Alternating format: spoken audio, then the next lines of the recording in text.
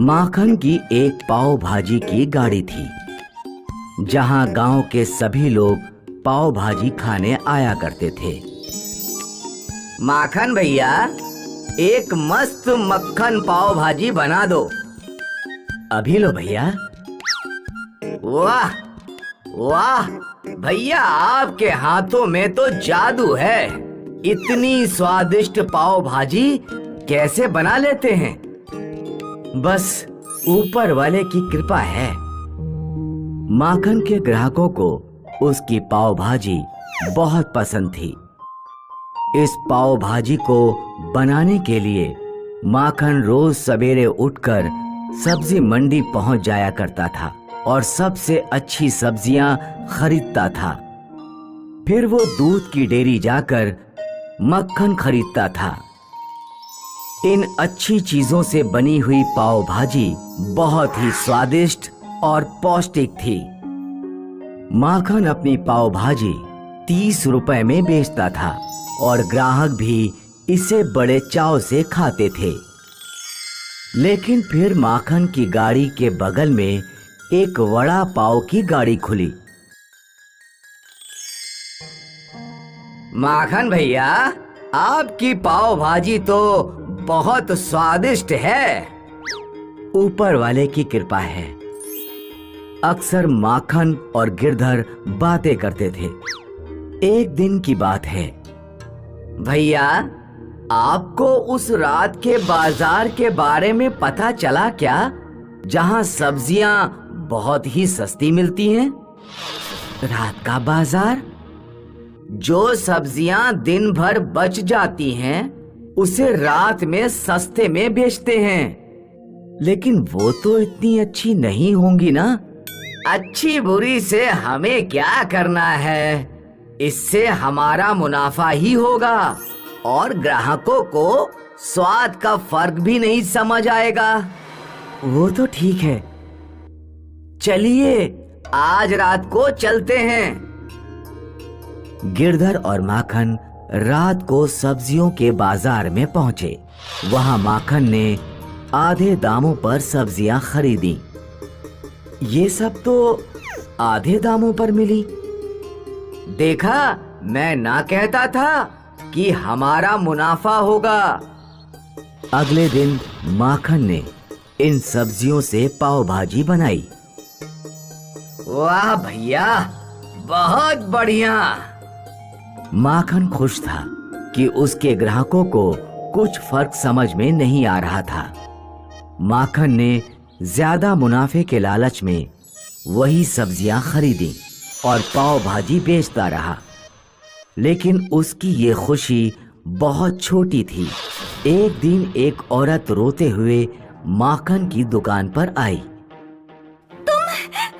तुम्हारी वजह से मेरे पति अस्पताल में है। मैंने क्या किया? क्या किया? वो तुम्हारे ठेले से रोज पाव भाजी खाते थे। तो उन्हें फूड पॉइजनिंग हुई और डॉक्टर बोल रहे हैं कि पाव भाजी की वजह से हुआ है। नहीं, ऐसा नहीं है। ये सुनते ही उसके ग्राहकों ने पाव भाजी की थाली नीचे रख दी।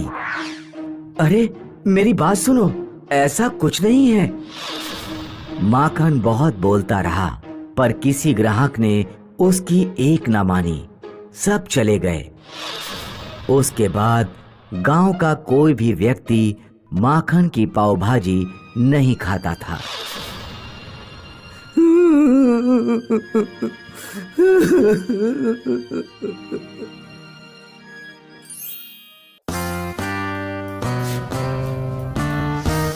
लखन सिंह का बेटा चमन दिल्ली यूनिवर्सिटी से ग्रेजुएशन करके वापस अपने गांव लौटता है। आ गए बेटा, आगे क्या करने का इरादा है? मैं तो कहता हूँ तुम IAS की तैयारी कर लो। नहीं पिताजी, हमारे देश को इस समय बिजनेस करने वालों की जरूरत है, ऐसे लोगों की जो रोजगार पैदा कर सकें। मैं कोई ना कोई बिजनेस ही करूँगा। आज तक हमारे परिवार में किसी ने बिजनेस नहीं किया और हमारे पास पैसे भी नहीं है, तो बिजनेस कैसे होगा? आप पैसों की चिंता ना करें पापा, धंधा करने के लिए दिमाग चाहिए। थोड़े पैसों में भी धंधा शुरू किया जा सकता है।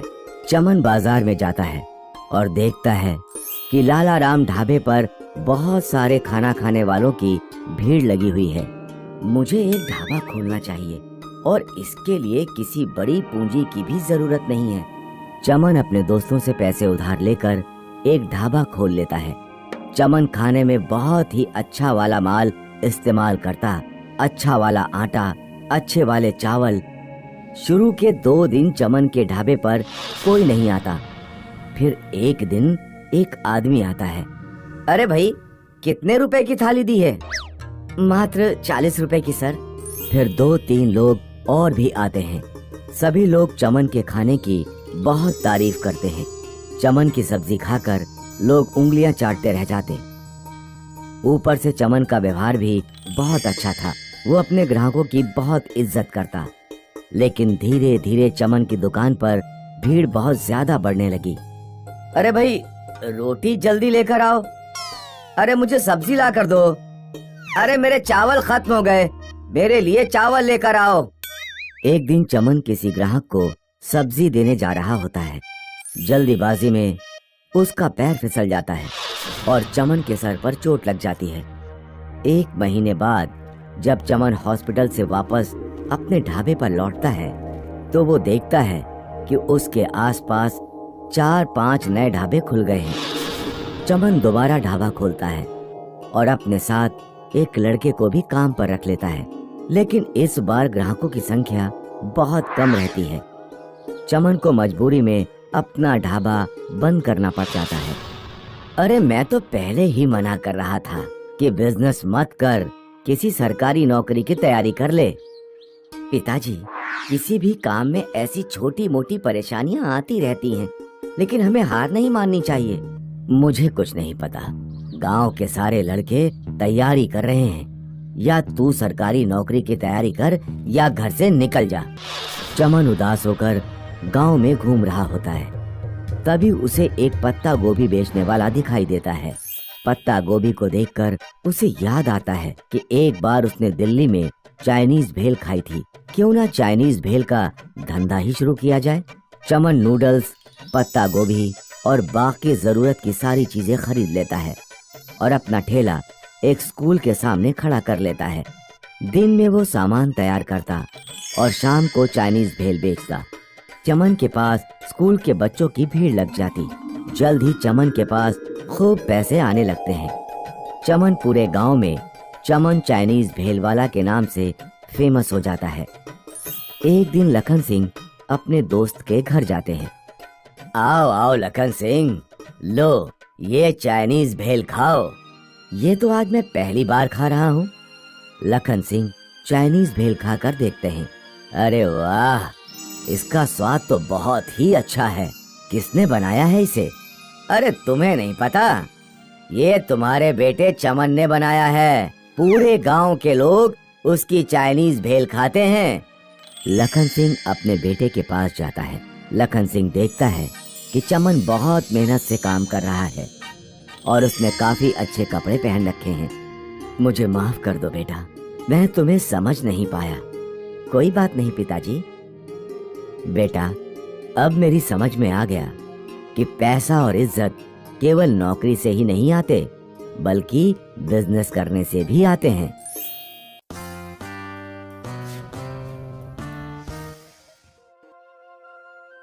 एक गांव में सोनम नाम की एक लड़की अस्पताल के बाहर छोले बेचा करती थी।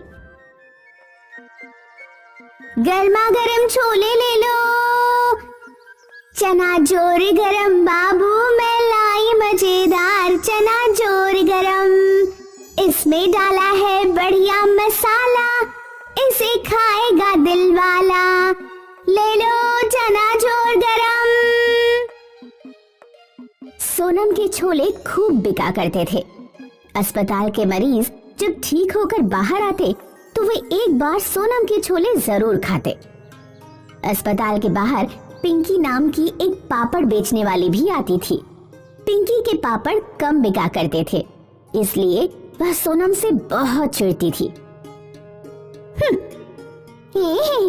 गर्मा गर्म छोले, सड़े बुरे छोले, पता नहीं कितने दिन पुराने बासी छोले उठा लाती है ये सोनम सड़ेलिया। मेरे छोले तेरे गंदे सड़े पापड़ों से तो अच्छे ही हैं। सच बता, कितने दिनों से नहाई नहीं है? सोनम शाम को घर लौटकर अपनी बूढ़ी बीमार माँ की सेवा किया करती थी और उसे दिन भर की बातें भी सुनाती। अम्मा, आज एक अमीर ग्राहक ने मुझे 100 रुपए की टिप दी। ये क्या होता है? जब कोई खुश होकर कुछ एक्स्ट्रा पैसे देता है तो उसे ही टिप कहते हैं। बेटी, तू अपनी शादी के लिए कोई लड़का ढूंढ ले। मैं तो कहीं उठकर जा भी नहीं सकती। पहले तुम पूरी तरह स्वस्थ तो हो जाओ, तब मैं अपनी शादी कर लूंगी। सोनम की माँ का स्वास्थ्य दिन पर दिन बिगड़ता गया। एक दिन उसे अपनी माँ को लेकर अस्पताल जाना पड़ा। पिंकी यह देखकर बहुत खुश हुई। सोनम की अम्मा अस्पताल में है, वो अब छोले बेचने नहीं आ पाएगी। कब तक मैं छोले का धंधा जमा लेती हूँ, ऐसा बढ़िया मौका फिर नहीं मिलेगा। पिंकी ने पापड़ बेचना छोड़ दिया और छोले बेचने लगी। लेकिन पिंकी के छोले का स्वाद लोगों को पसंद नहीं आया और पापड़ की तरह उसके छोले भी बहुत कम बिके। उधर सोनम की माँ की तबीयत ठीक हो गई और वह दोबारा छोले बेचने आ गई। सोनम के वापस आते ही उसके पास ग्राहकों की भीड़ लग गई। मैंने छोले बेचे तो किसी को पसंद नहीं आए, और इस सड़ेलिया के छोले देखो, लोग कैसे लपालप खा रहे हैं। इसे और इसके ग्राहकों को मजा चखाना पड़ेगा। पिंकी चुपके चुपके सोनम पर नजर रखने लगी। एक दिन जब सोनम अपनी छोले की टोकरी बाहर रखकर टॉयलेट के लिए अंदर गई तो पिंकी ने उसके छोलों में खुजली की दवा मिला दी। उस शाम जिसने भी छोले खाए वह खुजली से परेशान हो गया। इस लड़की के छोले खाने से खुजली हो रही है, भगाओ इसे यहाँ से। लोग सोनम को अस्पताल के बाहर से भगा देते हैं। पिंकी यह सब देखकर बहुत खुश होती है। अब आया ना मजा। सोनम वीरपुर जाने वाली सड़क किनारे बैठकर रोने लगी। अब मैं अपनी माँ का इलाज कैसे कराऊंगी? सोनम के पास एक बुढ़िया खाना मांगने आई। बेटी, अपनी टोकरी से कुछ छोले मुझे दे दो, बहुत भूख लगी है। अम्मा, ये छोले मत खाओ, इनमें किसी ने कुछ मिला दिया है। मेरे पास 100 रुपए हैं, चाहो तो ये ले जाओ, कहीं से खाना खरीद कर खा लेना। सोनम ने बूढ़ी औरत को अपना 100 का नोट दे दिया। बूढ़ी औरत ने छोलों के ऊपर अपना हाथ किया, कुछ प्रकाश हुआ, फिर वह बूढ़ी औरत चली गई। सोनम खुजली वाले छोले लेकर घर पहुंची। उसने सारी बात अपनी माँ को बताई। ला, एक चम्मच छोले मैं खाकर देखती हूँ, पता लग जाएगा कि इससे खुजली हो रही है या नहीं। माँ ने एक चम्मच छोले खाए। छोले खाते ही सोनम की माँ एकदम स्वस्थ हो गई। बेटी, मैं बहुत अच्छा महसूस कर रही हूँ और मुझे कहीं खुजली भी नहीं हो रही है। लगता है तुम्हें जरूर कोई गलतफहमी हो गई होगी। तुम इन्हीं छोलों को कल दोबारा बेचने जाना।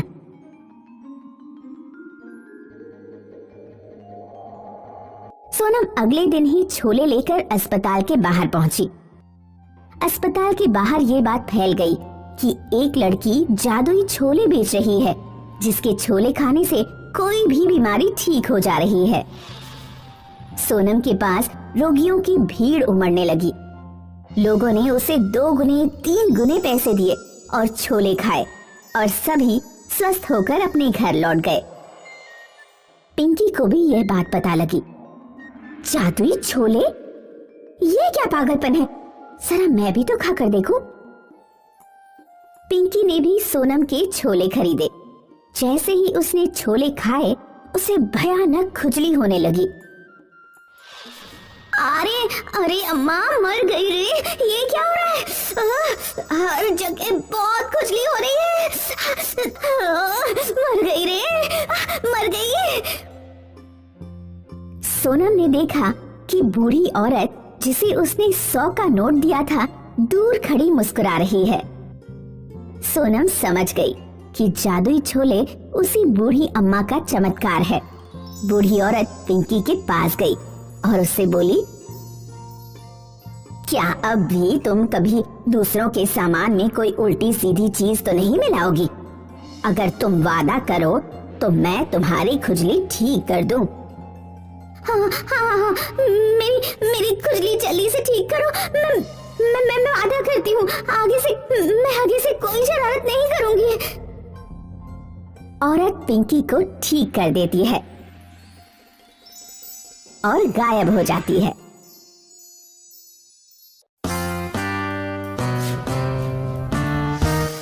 छगन एक पकोड़े वाला है। भैया प्याज के पकोड़े दे दो 1 प्लेट। ये लीजिए। भाई कितना हुआ? 10 रुपए। कुछ महीनों पहले तक छगन प्याज के पकोड़े 10 रुपए प्लेट के दाम से बेचता था और उसके ग्राहक भी बहुत संतुष्ट थे। लेकिन फिर नवंबर आया। छगन मंडी में सब्जी लेने गया। प्याज कैसा?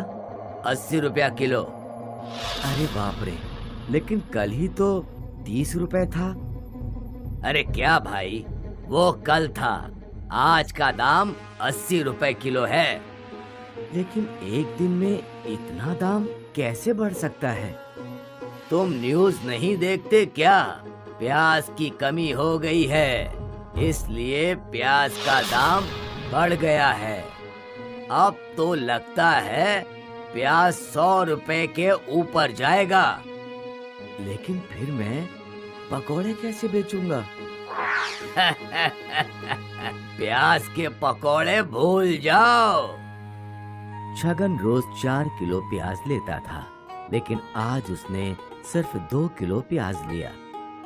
रोज की तरह वो अपने ठेले पर ले गया और उन्हें काट कर पकोड़े बनाने लगा। छगन ने पहले स्लेट पर दाम बदला। अब पकोड़े की प्लेट 10 रुपए नहीं 50 रुपए की थी। छगन ने गर्मा गर्म पकोड़े निकाले और तभी उसके रोज के ग्राहक कल्लू चाचा वहां आए। कल्लू चाचा पकोड़े के शौकीन थे, लेकिन अनपढ़। छगन, 1 प्लेट पकोड़े दे दो। जी चाचा जी। छगन ने पकोड़े दिए और कल्लू चाचा उसे चाव से खाने लगे। तेरे हाथों के पकोड़े में तो जादू है। कल्लू चाचा का खाकर हो गया और वो छगन को 10 रुपए देने लगे। ये लो। चाचा, दाम बढ़ गए हैं, प्याज महंगा हो गया है। कल्लू चाचा ने ये बात सुनी और एक और 10 रुपए निकाल कर दिए। अरे चाचा, 20 रुपए नहीं 50 रुपए प्लेट है। क्या? कल्लू चाचा के पैरों तले जमीन खिसक गई और उनके आंखों से आंसू बहने लगे। चाचा, कल प्याज 30 रुपए किलो था और आज 80 रुपए किलो, तो मैं क्या कर सकता हूँ? आपकी तरह मेरी आंखों से भी आंसू निकले थे, प्याज काटते वक्त नहीं बल्कि खरीदते वक्त। अरे नालायक, तू खाने से पहले नहीं बता सकता था? मुझे लगा आपने स्लेट देख ली होगी। अरे उल्लू, 50 रुपए में तो मेरे पूरे दिन की बीड़ी और खाने का खर्च चल जाएगा। अब नहीं चाचा, महंगाई बढ़ गई है। अब 50 रुपए में आधा किलो प्याज भी नहीं आएगा। ये प्याज है या सोना? लगता है थोड़े दिनों में प्याज सोनार की दुकान पर मिलेगा। ऐसा क्या? हाँ चाचा, और क्या? दुकानदार बोल रहा था 150 रुपए से ऊपर दाम जाएगा प्याज का। बाप रे, अब कर भी क्या सकते हैं? तू नहीं कर सकता, लेकिन मैं तो कर सकता हूँ। क्या चाचा? अरे मैं किसान हूँ, प्याज उगा सकता हूँ। अभी प्याज बोता हूँ फिर तू देख, अगले 1 साल में मेरे गांव में सबसे बड़ा बंगला होगा। हाँ चाचा, लेकिन मुझे कम दाम पर प्याज बेचना। हाँ हाँ, तू तो अपना बंदा है। आप 50 नहीं 30 रुपए ही दे दो, बाकी हम आपकी खेती होगी तब देख लेंगे। हाँ चल, अब मैं प्याज उगाने की तैयारी में लगता हूँ। प्याज के बढ़ते दाम देखकर लगता है कल्लू चाचा की तरह हर प्याज खाने वाले को खुद ही प्याज उगाना पड़ेगा। और वहाँ हमारे कल्लू चाचा चल पड़े। अभी के अभी प्याज बो देता हूँ। बाऊजी सही कहते थे कि मेरे खेतों से सोना निकलेगा। प्याज क्या सोने से कम है?